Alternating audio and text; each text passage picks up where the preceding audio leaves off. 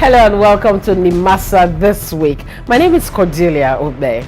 My name is Frank Edo. It's a pleasure to have you here. You're wondering why he's laughing. Don't mind him. It's not about you. It's about things happening around. All those things make it exciting. Just as the different things happening in the maritime sector would make this program and that sector very exciting too. Last week we had a wonderful time out. We shed a spotlight on the internally displaced persons and how NIMASA as an agency is really helping to give back to the society and helping those people. And also we told you about the seafarers. They had their day on June 25. NIMASA did celebrate them, and this time the Delta State government hosted them. And these guys are doing very well. They do deserve some accolades. Yeah. I mean, you said Delta State with pride. Where are you from again? Worldwide. Delta State, of course. All right, so it's going to be an action-packed episode for tonight. What we're going to do now is give you some news.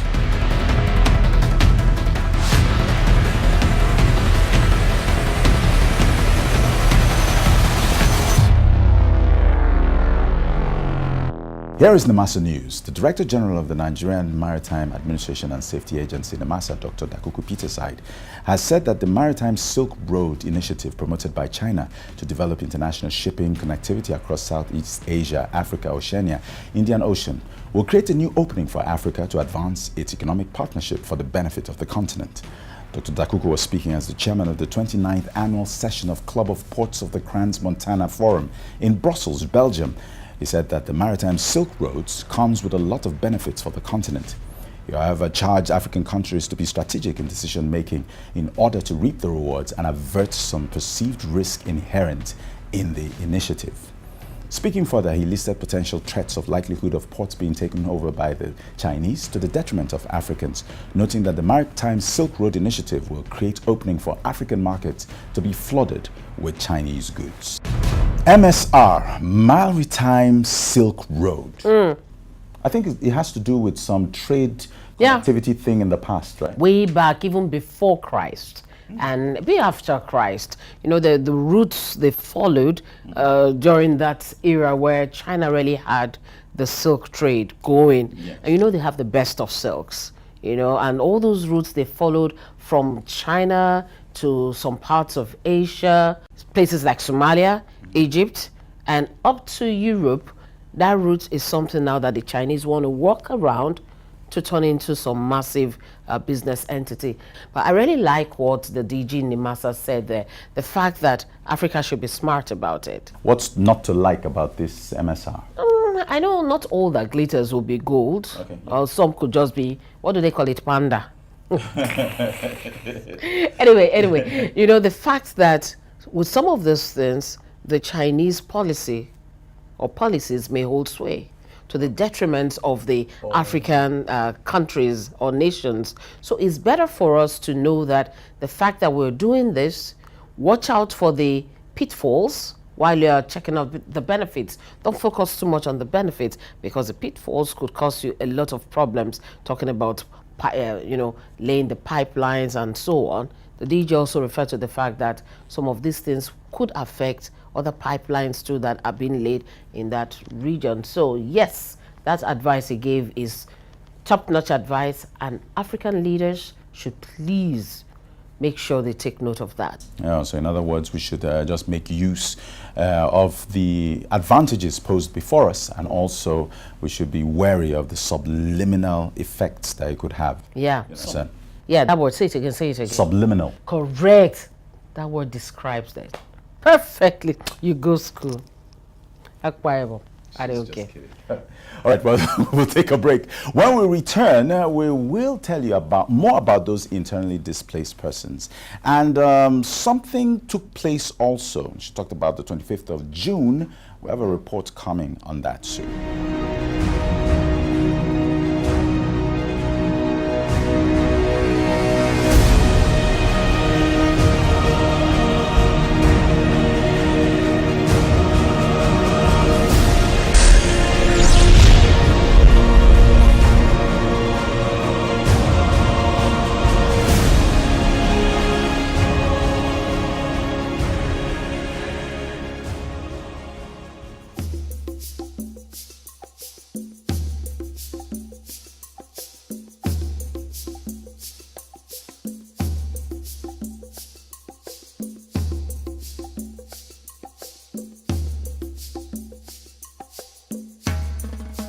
This is NIMASA This Week, and we're telling you stories, happenings from the maritime sector, from Nigeria and other parts of the world, doing this from the perspective of NIMASA. Now, internally displaced people. We hear about them and their camps, that is the IDP camps, virtually every day on the news, and it's usually a very sad narrative.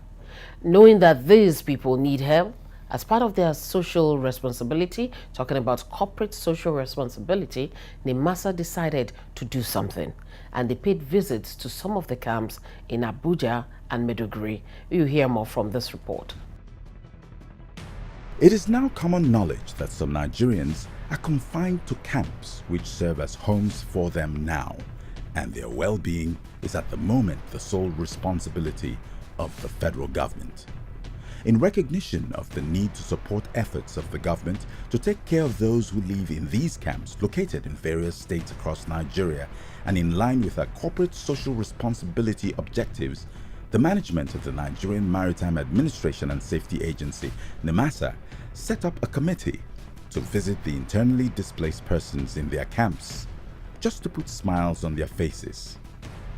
Hajia Lami Tumaka, the Director of Special Duties, is the chairperson of the committee. The agency took some relief materials to camps in the Federal Capital Territory. From Abuja to the northeast, and specifically Maiduguri in Borno State, NIMASA Director Internal Audit Mr. Victor Onuzurike led a team to the IDP camp, where you could see the true definition of joy on the faces of the beneficiaries of the NIMASA donations. The agency, who was received by the National Emergency Management Agency, NEMA, thanked them for rising to the occasion and providing aid and relief to the displaced persons. Materials donated ranged from mattresses, blankets, school bags, food, detergent, and other provision. Other areas visited include Adamawa, Niger. Next week, we shall bring you the report of the visit to the camps in the southern part of the country.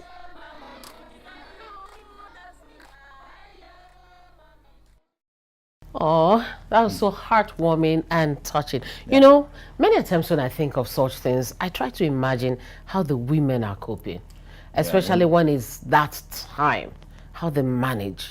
Because many times you want to be in a comfortable place, you want to be able to, you know, take care of yourself. It can be nasty. Yes. When you don't have the minimum form of comfort that you need that time, not to talk about all the times. When you have incidents like this, you also think of the children, how they're coping. The children. I mean, how they're being protected from adverse conditions like, precipitation and wind and all those things. So I think, you know, it's very good what the NIMASA is doing. And I think that should be like a nuclear reaction should emanate from this, showing that other corporate entities could emulate the NIMASA. Yeah, and more of the visits will be coming up. I will keep you posted as the visits come up.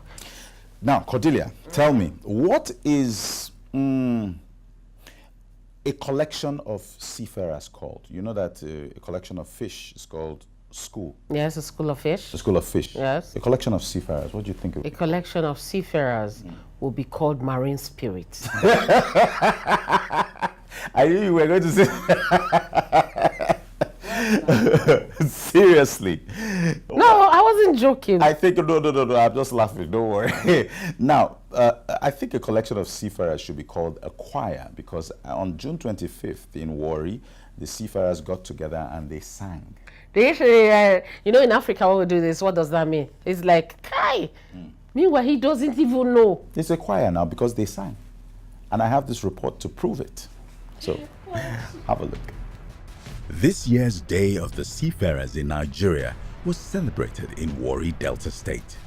The Nigerian Maritime Administration and Safety Agency, NIMASA, had in attendance members of its board, led by the chairman, retired General Jonathan India Garba.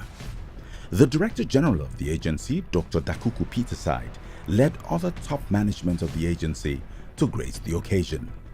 The Deputy Governor of Delta State, Barrister Kingsley Otwaro, led other delegates from Delta State to the event. Seafarers who were being celebrated were also present in large numbers. The 2018 Day of the Seafarers celebration had the theme, Seafarers' Well-Being. Speaker after speaker had commendations for Nigerian seafarers, and efforts of NIMASA to improve their well-being was also recognized. The purpose of celebrating the seafarer is to recognize their unique contribution to the development of shipping and international seaborne trade, with a consequential impact on the world economy. It is for this purpose that the International Maritime Organization has made it a point of duty to encourage governments, ship owners, shipping companies, and other maritime stakeholders to promote the day of the seafarer and take further action to celebrate the day meaningfully. It is also important to note that the United Nations recognized the day of the seafarer as an observance day. In his remark, the Deputy Governor of the state, Barrister Kingsley Otwaro, commended the management of NIMASA for her commitment to developing capacity for the Nigerian maritime industry. There is no gainsaying the facts that the efficiency and effectiveness of modern global economy is actually pivoted on the transportation of huge tons of cargo in our international waters, crossing different nations. He further applauded the initiative of the establishment of the Nigerian Maritime University, NMU, which is the first specialized in Africa, and expressed the readiness of the state to partner the agency in actualizing the vision behind the establishment of the institution. As a state, we are happy and we are prepared to continually furnish NIMASA and the federal government the needed collaboration and partnership to ensure that the underlying motives for the establishment of that university is achieved.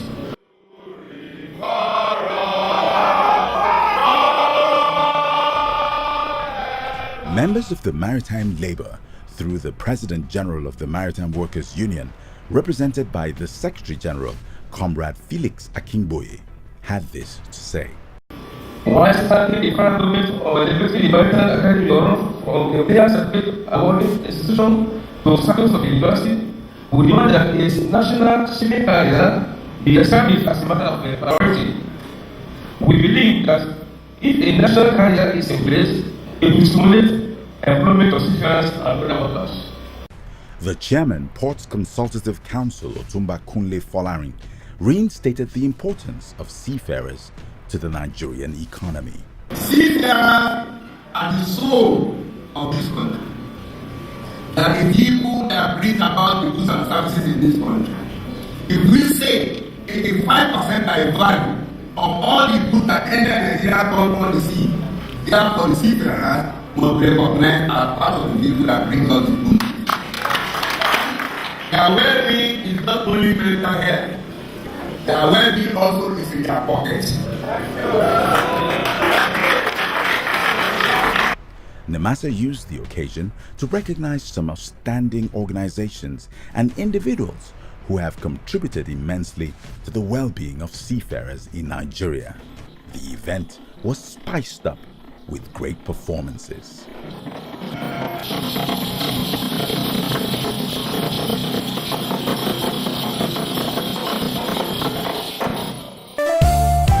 Introducing the new face of the Nigerian Maritime Administration and Safety Agency, NIMASA.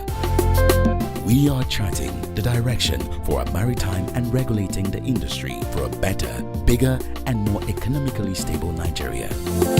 Evolved to serve you better. We are NIMASA. New face, rejuvenated service. NIMASA, changing the tides in your favor. Hello and welcome back to NIMASA This Week. Now, last week we had an interview with the DG, and this week he's going to be focusing on maritime safety. Cordelia was in charge of the interview. As you are just enjoying these interviews, don't worry. You've done your own bit. When the DG goes to Brussels, I'll handle that interview. Don't worry, just rest. You have done it. That was a good example of what PhD is all about. What's PhD all about? Pull her down. Pull her down. Ordinary interview. You're already planning for your enemy. No. It's not my fault that I want to travel using OPP. Other people's passports. Okay, now we're going to take the DG's interview with Cordelia about maritime safety.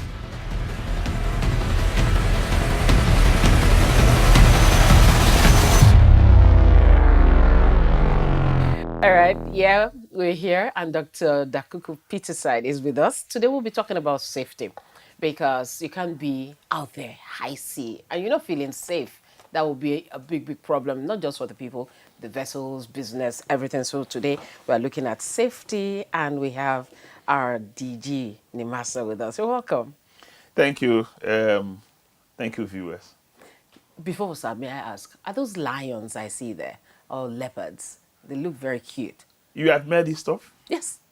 You can have them. Ooh, okay. Help me tell them thank you. So let's talk about safety now. We have about 850 kilometers, we're talking coastline, for Nigeria. And sometimes you wonder, when you hear of piracy and all that, how safe is our coastline, our waters?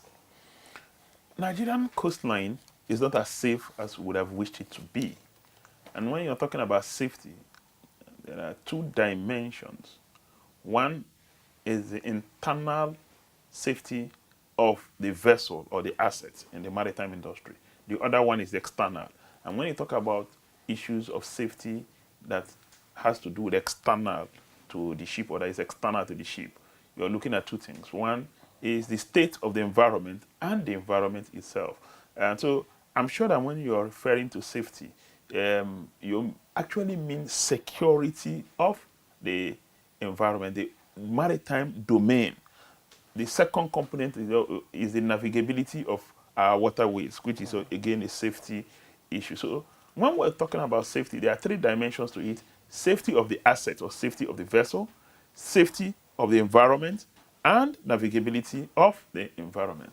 And so if you ask me, in terms of the factors that are internal, meaning the quality of the asset, quality of vessels that come calling at our ports or operate within our maritime domain area, I can tell you that significantly we are safe, because in carrying out our port state function, which requires us, both port state and flag state, which requires us to check the state of vessels, I think we'll be very effective and efficient in that area. Then the second dimension is security.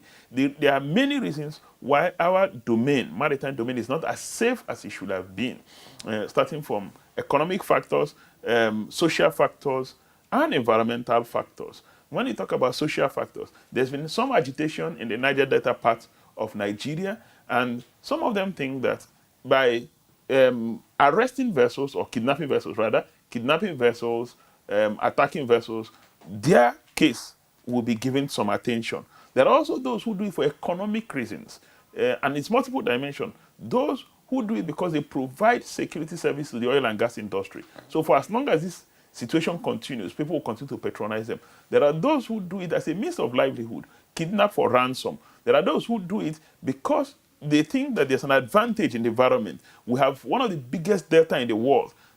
Therefore, it's going to be practically impossible for our Navy to detect everything going around there, or the military authorities to detect everything going around. So they take advantage of that. So it's multi-dimensional. It's not as safe as it should have been, but I think we're tackling it on top of the situation. Then there are also environmental issues, like having wrecks on the waterway. That's environmental issue. Okay, Then we're going to come the to issue the of wrecks. pollution. The issue of pollution arising from attack on oil installations. They're all safety issues. They're all interconnected. Okay, we're going to, I have special interest, so we're talking about the wrecks. But before then, you've narrowed it down to security, and Nigeria is an international player, and the International Ships and Port Facility Security, ISPC, the code, are we really sticking to what it has written therein? Yes, I think that when they talk of the ISPS code, International Ship and Port Facility Code, the emphasis has been on the vessel and the onshore activities. It doesn't cover the entire gamut of security that you require in shipping. But in that area, in that space, we've been highly rated by United States Coast Guard and by the UK Department of Transport. Before our own assumption of office, Nigeria was operating at between 12% and 25% compliance with the ISPS code. In any case, the ISPS code itself is new. It came into force after the 9/11 incident in the United States. Then it was reasoned by the international shipping community that you may attack different states, different jurisdictions by air or through by the sea too. So you need to watch the interface between land and water. And doing that means that you should be sure of the security of the port, the security of vessels calling at your port. So in terms of enforcement of the ISPS code, I think that we've done very well. The last time, the United States Coast Guard rated us above 80% compliant with the provisions of the ISPS code. We've also been rated by the UK Department of Transport, rated very highly, and by the IMO. So I think that in the area of enforcement of the provisions of the ISPS code, we've done well. So well done. I told you I was going to come back to the area of wreckage. If you're taking a ride, for instance, Marina to Taco Bay and all that, you find a lot of shipwrecks. They're just there and you refer to it as safety issue. Okay. And aside that, at a particular season, you find a lot of water hyacinths on the waters. That too can be a challenge.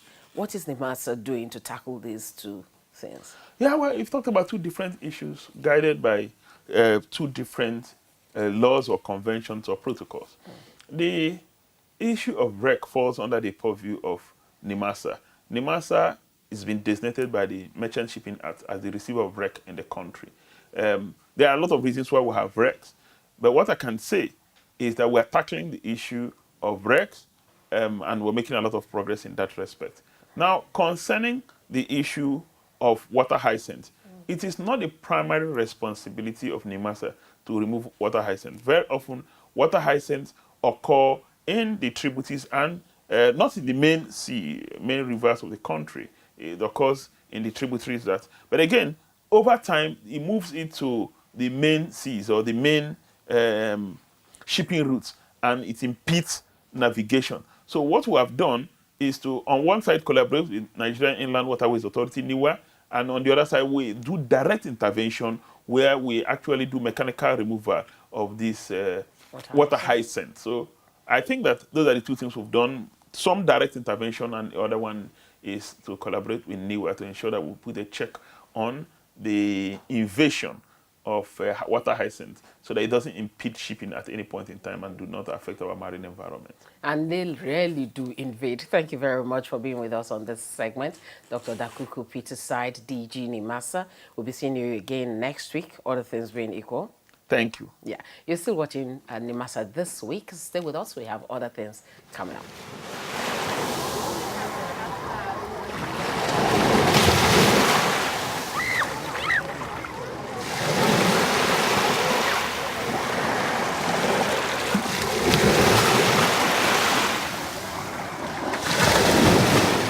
I talked about safety. The thing is to adhere to safety. Not only that, making sure that your precautions are up to international standard, and NIMASA is ensuring it in our maritime industry. And talking about international standards, all over the world, shipping has been seen as the standard for transportation, for transporting goods and so on, because 90% of commodities transported all around the world are done via ships. That is a lot, because every day, not minding the fact that other forms of transportation have really improved, people still depend on transportation via the waters. And so, why not if not? It should be the safest to go by. 90%, that means safety should be top notch. Yeah. What's your favorite, before we go, what's your favorite shipping movie?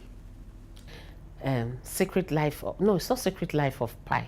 Something Pi, Sha. Yeah, yes, yes. Life of Pi. Oh, where did secrets come from? Okay, you like Life of Pi. Life of Pi. Yes, I hated the film. I think mine is Mutiny on Board Mutiny on the Bounty. That was Marlon Brando. You know the truth about this whole question you just asked me? You just wanted to show off. No. You showed off because I thought you were going to go for Pirates of the Caribbean, but you went for the other one. That's good. Where would they go? Nice one. Thank you enormously for watching NIMASA This Week. Next week, we're going to travel to the beautiful city of Canaan, Calabar to you, and experience an interactive stakeholders forum organized there. It's going to be a wonderful exposition. Yes. So see you next week. Till then, take care of yourself. You can follow NIMASA Beat on Instagram, Twitter, virtually all the social media platforms at NIMASA Official. That's all. Yes. Okay, my name is Frank Ido. I will see you next time on NIMASA This Week. And I'm Cordelia Obe. Take care of yourselves and please protect the environment. Bye-bye.